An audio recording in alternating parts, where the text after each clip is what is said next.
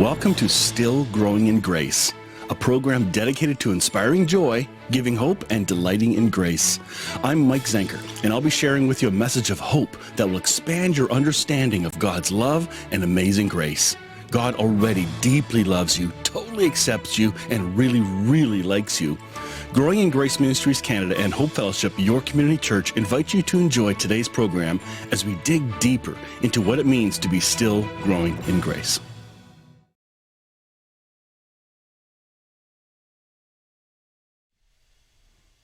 All right. Good morning, everyone. I hope your day is going well. I hope that this lovely Wednesday morning is exciting, and hopefully it'll be an encouraging one. My hope is that today, what you hear in our discussion or in what I'm sharing will encourage you. Last week, I shared with you one of 4 panel discussions that we had during a forgiveness conference the beginning of this year. A phenomenal conference. The content unbelievable. But I thought, wow, let's first of all, it's Christmas. Hard to find time and people to interview and have conversations with. Mostly on my end right now. I'm hoping that in the next couple of weeks I can actually do a lot more for recording wise. But just lately it's been insane. Lots of stuff going on, personal and work and you name it. So I hope you're still being encouraged by what you hear. So today's panel discussion, we have 4 of them total. So I have 2 more to show you. And that'll bring us up to the beginning of the year, which is pretty much a year ago from when this event happened. So what you're hearing are some of our contributors to the conference who are sharing a discussion of, depending on what happened in the previous sessions that were shown. If you don't know all the guests, you'll get to know them. They're amazing. So I don't want to spend too much time introing it because let's get into listening to it. It's about 35 minutes long. I think you'll really enjoy it. So let me get to that interview and let you take it in. I'm watching with you, so comment and let me know you're watching and where you're watching from and all that. I'm watching live with you. Here we go. Okay, perfect. Well, hello. We got Richard, Bill, Paul, Anna, and Catherine. And I'll keep an eye out for any others that can pop in. I think there might be 2 more that could pop in. But hey, how's everybody doing tonight? Great. That was great. Awesome. Okay, don't all answer at once. Got it. So for those that were watching, what did you hear? What did you like? Wow. If I could talk. I mean, Yeah, go ahead. Unfortunately, I was having technical problems, so I didn't get in till kind of the very end. But I sure am glad that this is recorded and we can, go back to the recordings. But I was just blown away by the clarity and the depth of what Rob was talking about with the chain and bringing people to Jesus. And I love the thought that we can that we have the power to do that. That whether you're the abuser or the abused, and we've all taken both roles. You're the victim, you're the perpetrator. I love the fact that we don't need to be stuck either way with the other person's. Are they willing to forgive, or am I willing to forgive myself, or can I repent, or am I not willing to repent? All of that, we don't need to be stuck. And so that is just such a hope for freedom. And the fact that you're not forced, obviously not forced to reconcile, but that reconciliation, there's vast hope for reconciliation ultimately, but it's not forced. And I think that's freedom for so many people. So that's what kind of hit me. Cool. Yes, I echo that. I appreciate the perspective from the Indigenous side of I'm not ready to reconcile. I am ready to light them on fire. I want some sort of vengeance, because that is a human aspect. That is a truth. That is an authenticity. And without that truth and authenticity, you can't move towards healing. You can't move towards for forgiveness. You can't move towards reconciliation if you don't even admit to and understand and acknowledge what's going inside, period. And the idea that it's okay to admit that to yourselves, it's not damning. It's not a condemnation. It simply is what's there. Let it out, give it out, present it to God and say, this is what I've got right now. And I don't know what to do with it, but this is exactly how I feel. That's cool. That's great. It's freedom. Paul, what'd you hear? Well, if we were passing around the stick, the talk stick, I'd have to just kiss it and pass it on. I mean, I was from Richard's, the things that Richard explained about the Greek and what John was really saying in chapter 20, and Brad's talking about indigenous. Man, I feel like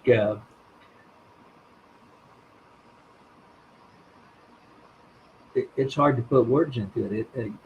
It's at such a level over my little understanding of forgiveness, and man, I thought I'd been doing pretty well. You guys are. I'm just trying to process it all. I'm blown away in a good way. I've had the privilege of, doing the recordings, but to hear them again, it's only the second time I've heard them. And so to watch and listen with you all, yeah, it was good. Richard, thank you so much. That was awesome. Oh, well, yeah. Well, I enjoyed it too. Basically, I think that if we could see how self-sabotaging unforgiveness is, where I'm at with the issue is more in the area of attacking unforgiveness and eliminating unforgiveness as a toxic pathogen that works within us and distorts our senses, and we're the ones that are hurt the most by it. We think that we have a benefit by not forgiving or withholding forgiveness. This is giving us some sort of benefit, and it's eating us alive. And I think, and it's basically what we said earlier, but I think if we get to the point where we recognize unforgiveness as a bastard concept that has no legitimacy in the kingdom of God, and it's a lot easier. I know a lot of times I don't know what forgiveness is. I don't know how it should feel, but I sure know what unforgiveness is, and I know how that feels. So I think if we can nail those things and hit it maybe from just a different perspective sometimes, and just say it's not even a choice. As long as we consider forgiveness a choice, then it'll be hit or miss with us. Sometimes we'll do it, sometimes we won't. But I think if we get to a place, and I'm just talking just completely personal. I'm not even talking about particular, exterior groups or anything like that. I'm just talking about for us that it's a matter of achieving self-help, and if we recognize that it's just illegitimate, that there's no unforgiveness in God, and if we want to be perfect like our Heavenly Father is perfect, there must be no unforgiveness in us, and we're the primary beneficiaries of that, and because it's such a cathartic and cleansing and enlightening and experience for us. The benefit plans are just incredible. And I think I just would like to see, I know it's a bit of a pipe dream, but I would just like to see unforgiveness removed as an option. It's not, we can withhold forgiveness, sure, but it's not legitimate. And I think if we can just kind of put that in our best and remember that, to go back to that it really shouldn't be a matter of choice. I know it is, but it shouldn't be. And I think if we aspire to be like our Father in heaven, I tell you, Matthew 5:38 through 48 is the most important passage, I think, in the Bible for me on the nature of God. And it's just, his perfection, the perfection of the Father lies in his treatment of enemies and his complete forgiveness. And so anyway, that's what I'm doing. That's cool. Bill. Yeah, no, I enjoyed all three of the first taste of this conference, Randy and Richard, and then following with Brad. And I thought there was just an interesting dynamic of kind of unfurling that we're seeing happening, right? You know, Randy kind of started with something. I don't want to give away all the secrets of at least what I know is going to eventually come, but it was really cool to know where a conversation is going to come later down the road and to see it begin that way, and have some the beginning bookend, right? The first bookend on the shelf, and we're going to go through the chapters, but I have an idea where it's going to, which that's kind of interesting. Maybe that's a teaser for anybody who's watching, right? That there's something special already happening, that this is going to unravel and expose layers of this conversation. And I thought the 3 opening sessions were just each individually so unique, and yet added a kind of piece of this puzzle that we're going to put together that has a bigger picture. The word that came to mind here was encouraging, and breaking down that word, instilling in courage, like giving us a courage as we sit on each side of that equation of oppressor and of victim. We've all participated in both. To being one who receives forgiveness and one who can be forgiving. I think that is a huge thing. And I wrote down this. I said, the idea I got through just the first 3 sessions, which is just, it's honestly very, very powerful to me, is I don't forgive. And what I mean by that is I partner with the forgiveness that's already been offered in completeness on the cross every time I forgive. And that's something I picked up on today that is new to me, even now. Like, it's not me, it's not Bill forgiving. Anytime my heart experiences that on either side of that equation, I am partnering in Christ in that moment. I have a question, Bill, and I'm so glad you brought that up. The partnering, that's something that we need to be taught early on. That's a modeling for us, and then strung along. And I was trying to remember as you were talking, when was the first time that someone showed me how to forgive? And I couldn't remember. I can recite the Lord's Prayer. I can talk about forgiveness. I can think about Jesus on the cross. I cannot remember the first time somebody showed me in actuality what that looked like. And I wondered, for the folks on the panel here, what's your earliest memory of being shown what forgiveness is? That's deep. That's a hard one. Like, I was thinking, have I ever been taught what that looks like?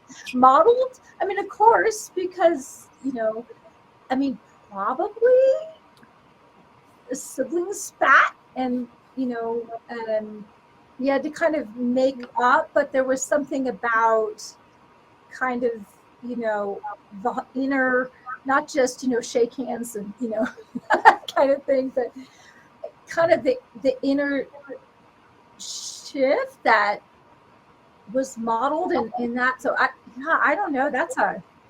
Maybe someone has something for you to say, because I don't.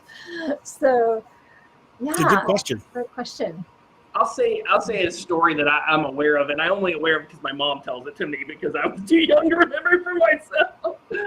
And I will go ahead and put it out there. I was raised in an unbelievably beautiful home with unbelievably loving parents and a very healthy household. So not everybody has this, and I recognize that, and my heart is has compassion for people that didn't have that, but it gave me at least a young perspective on it that maybe I wasn't even aware of.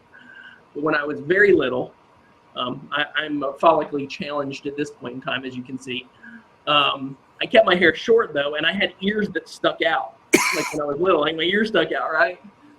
And I guess as kindergartners, first graders, second graders, somewhere in that kids would make fun of me because I had big ears. And I came home and I told my mom, and my mom was furious. She was absolutely livid that how dare someone say something about her perfect son's, ears that stuck out. And I said, it's okay, Mom.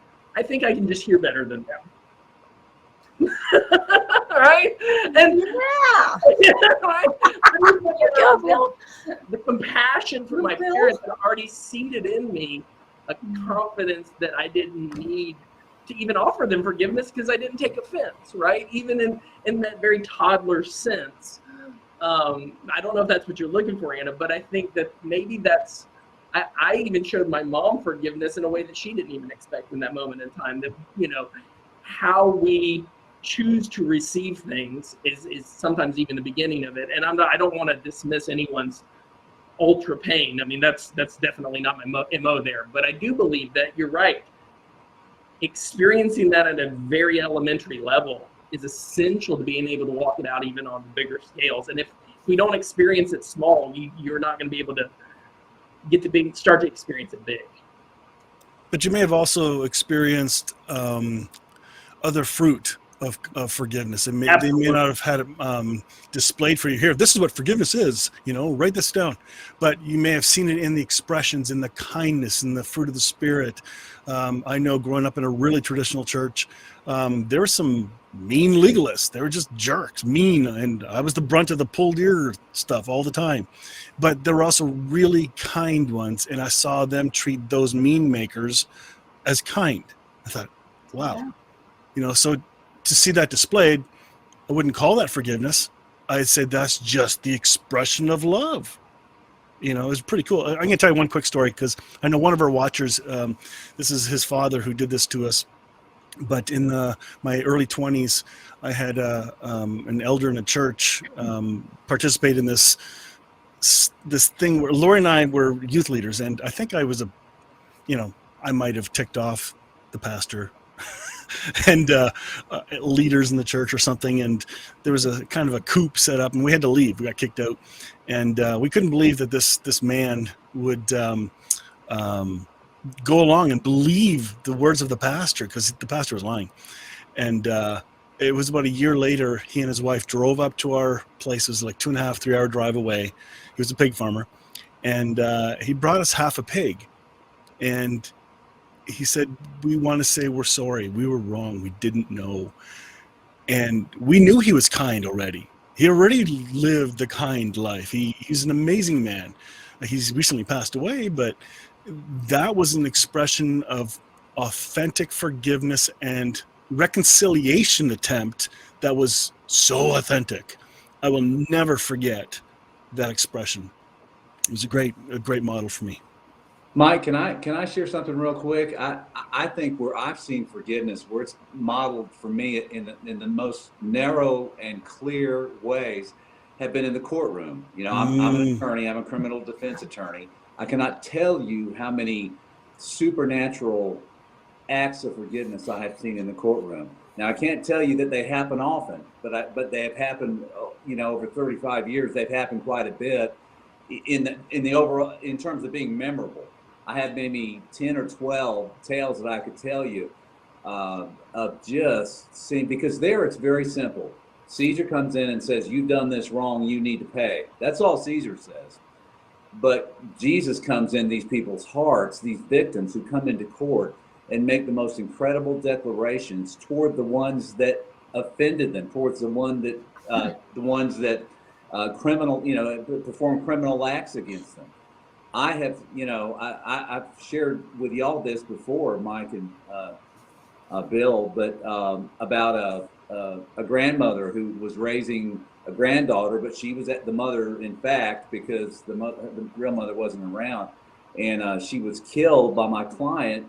They were very good friends, but he was driving in a vehicle and was going too fast around a curve, and they charged him with vehicular homicide. Well, the judge is there waiting to sentence my fellow to some sort of jail for some extended period of time. She swoops in there and says, "My daughter loved him. He didn't do this on purpose, and he is my child now." I mean, she came up and put herself in between Wrath and my client. And the judge started crying. And the judge started weeping and said, I've never heard anything like this. I don't know what to do. And she ended up giving him straight probation. But I mean, time after time after time, it's like you want to see the power of mercy over the power of forgiveness or the power of a lack of unforgiveness. I don't even think this grandmother struggled with it. I mean, she never showed me one time. You know, I talked to her, I didn't know what she was going to say. It was, I didn't know what she was going to get up there and say for sure, but she told me she wanted to say something. And she ended up just returning mercy. But I could tell you story after story after story, even with juries. I mean, I've had people. I mean, I had a juror find my guy not guilty, and one time it was accused of a drug transaction, and he was on the screen, and he was clearly involved in it, but he had changed his life. It was 2 years earlier, and the trial had taken a long time to come to court. It was, and I had put up people who said, you know, he was an elder in his church now, and now I know that's a quick to be an elder, but at any rate, just people well known in the community who were vouching for him, and the jury comes back later and finds him not guilty, and I started kind of boasting on my ability, you know, to get him off on that crime. Well, 2 days later, I get a letter, and it was from the foreperson, and the foreperson said, I wanted to let you know what happened. We went in the back, and everyone wanted to find him guilty. And I said, can we at least pray about it first?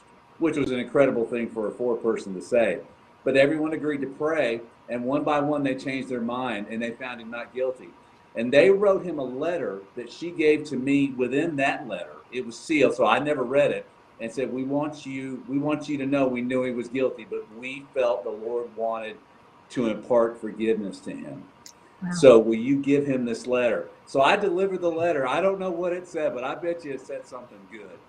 And the boy, you know, he had just had a young baby, and nothing merited there, nothing conditional, just an incredible act of grace. And it's just easy to see in the courtroom, you know, because we have so many, in our situations, we have so many things going back and forth and details, and there's a lot of times there's not clarity. But in the courtroom, there's clarity, you know, because there's the prosecutor, there's the defender, there's the judge, there's the jury.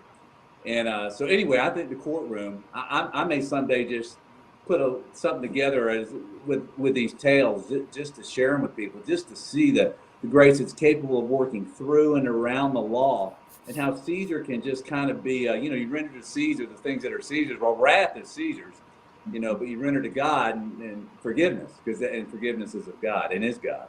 So anyhow, that's what I've learned more about forgiveness in the courtroom, which is an amazing thing, because normally you think it's a place where you don't learn forgiveness, but that's where I've learned it. Oh, that's super. If I can, I'd like to share something, and this isn't nearly on this deeper level as you guys have other guys have talked, but it's certainly my story. I'm a musician by training, and I have a college degree, trained classical musician. But what I really loved was jazz, and I started a jazz group when I was at school.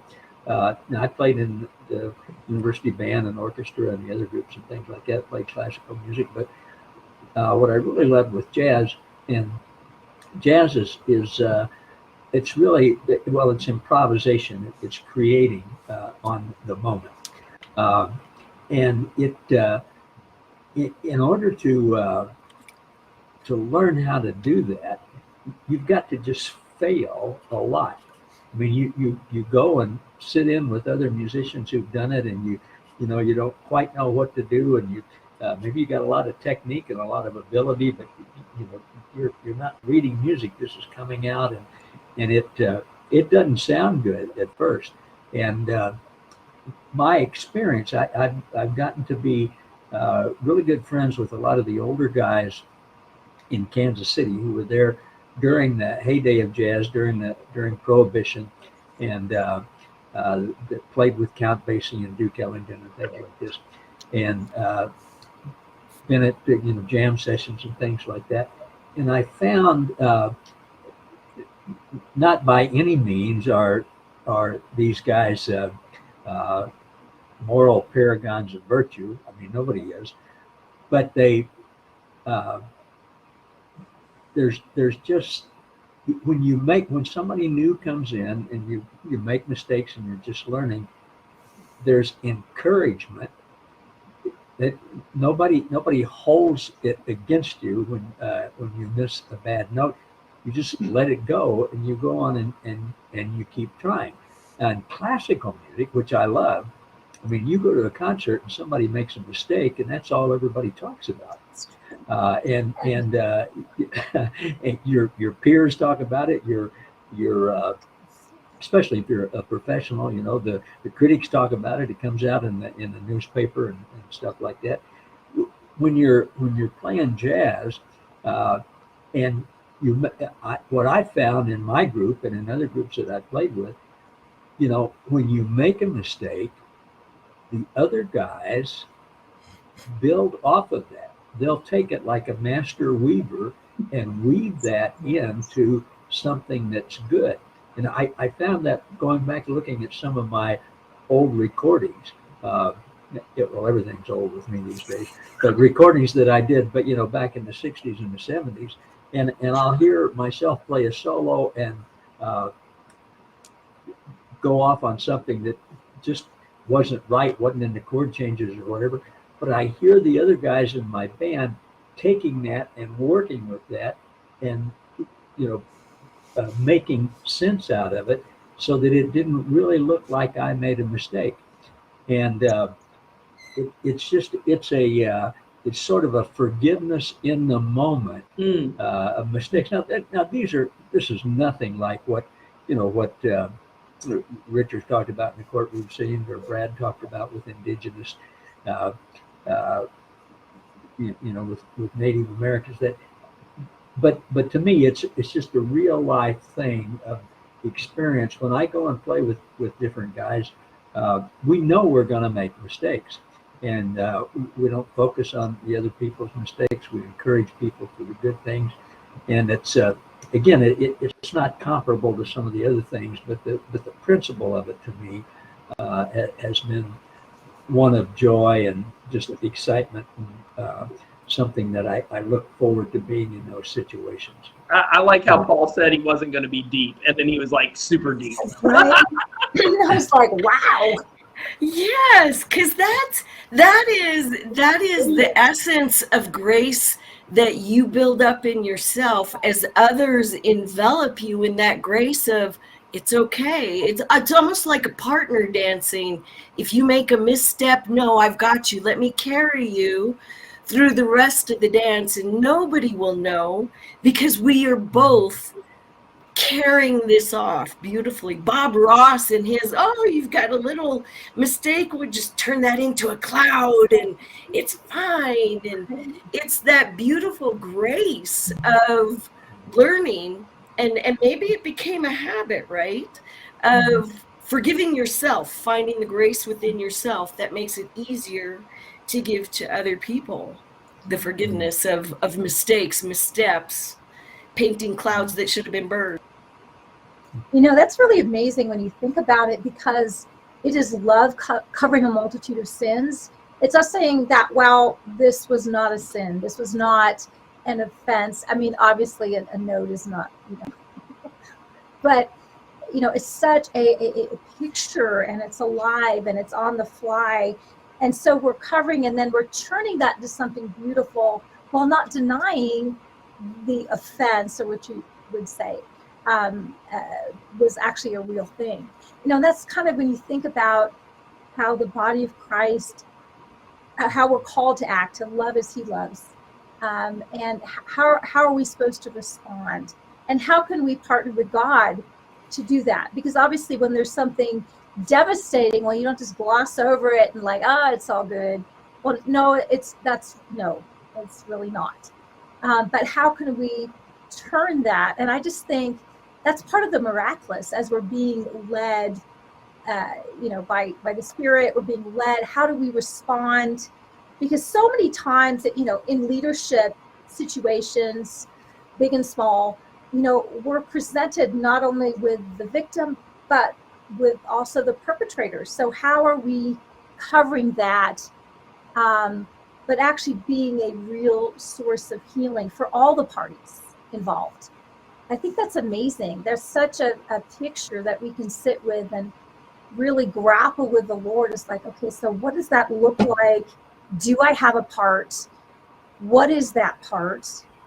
And then help me be empowered to do it, because apart from me, I can do nothing. So that's amazing. I love that for such a non-deep thing. That is awesome. So we had a question that came up. This is like a nosedive deep instantly.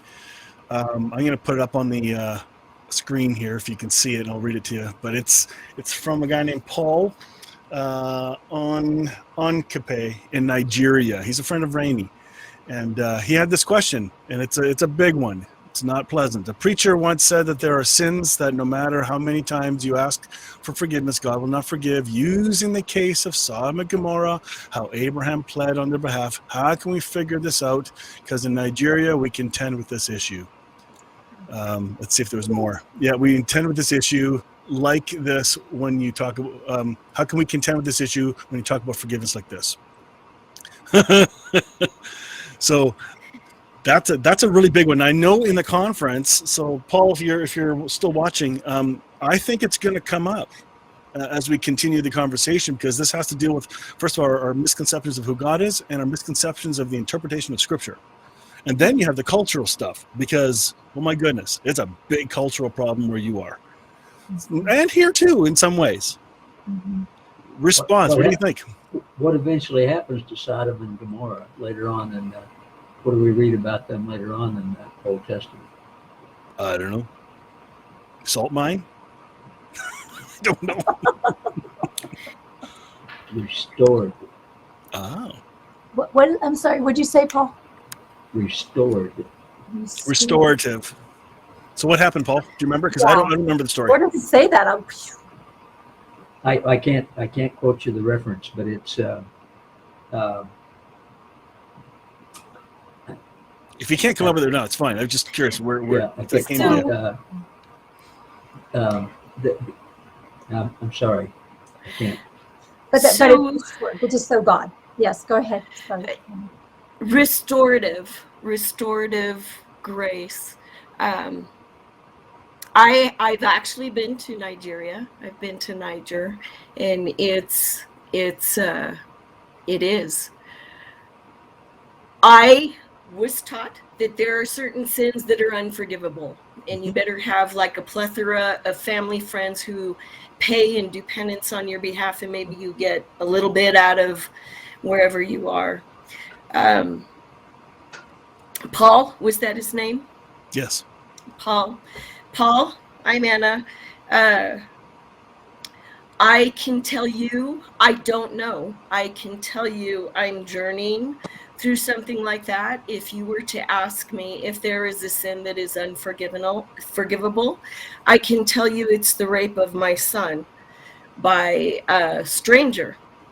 And I can tell you that if you were to ask me at the moment that I held my son in my arms as he was crying and begging me to just let him die, that I would have told you right then that absolutely not. This is an unforgivable sin. And I can tell you that I got my 357 and I got in the car and I went looking for the person who did this to my son. Until I realized that anything I did or anything I said, I was at a crossroads, because whatever I did in the next moment would not just be left with whoever I did it to, but that would be left on my son as well, to see how I handled it.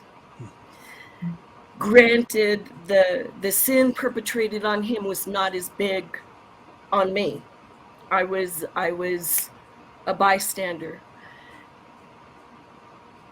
And at the same time, if I couldn't teach my son how to survive this sin, not even get to the forgiveness part, but to survive this sin, that is all the grace and mercy that I could give to him.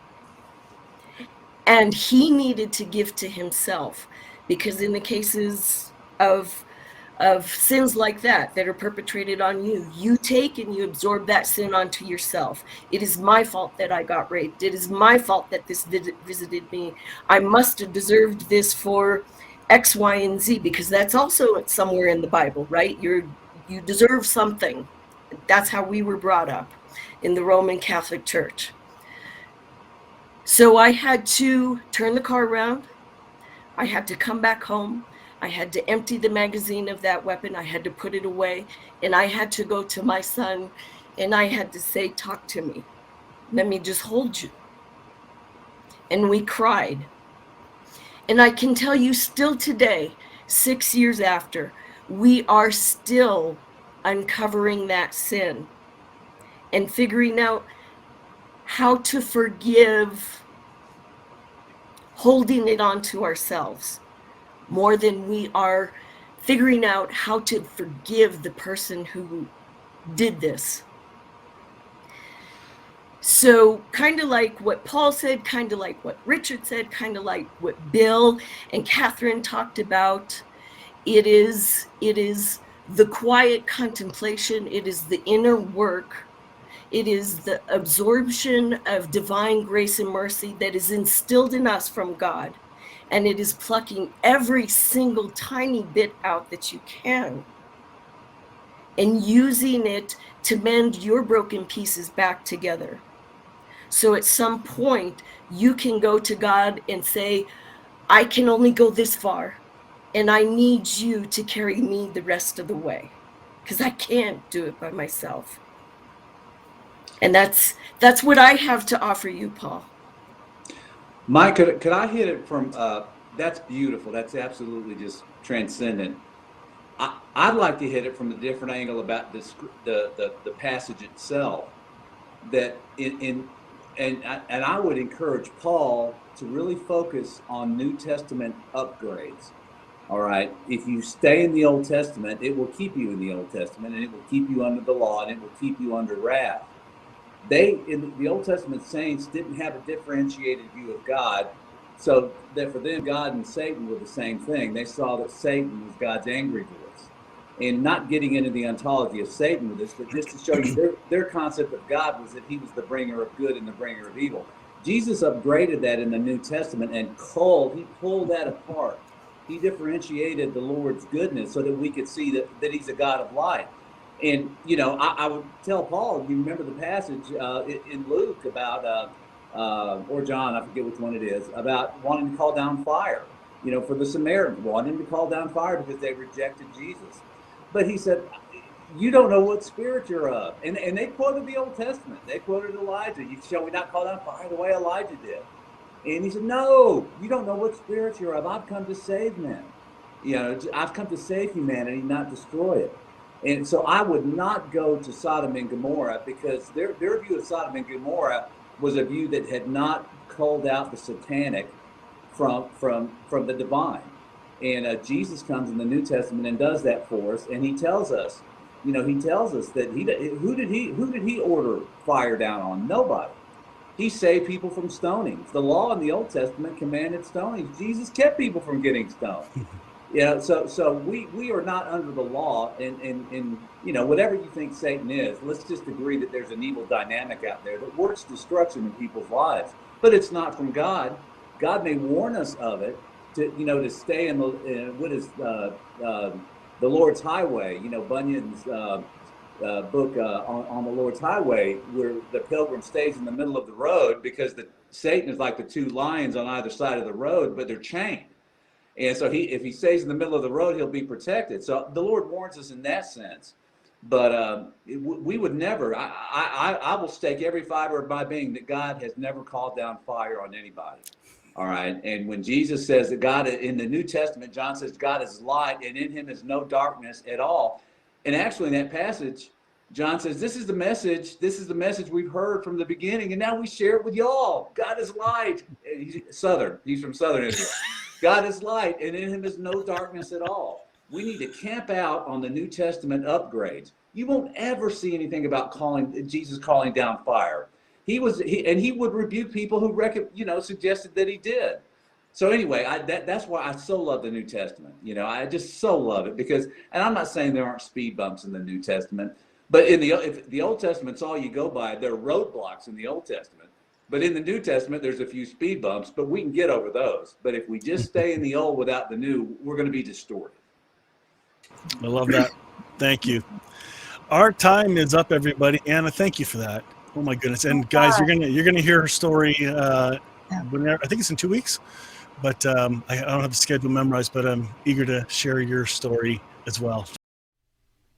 All right. I hope you enjoyed that. That was a good conversation. Too bad you didn't hear the first 3 sessions of the conference. Hint, hint. I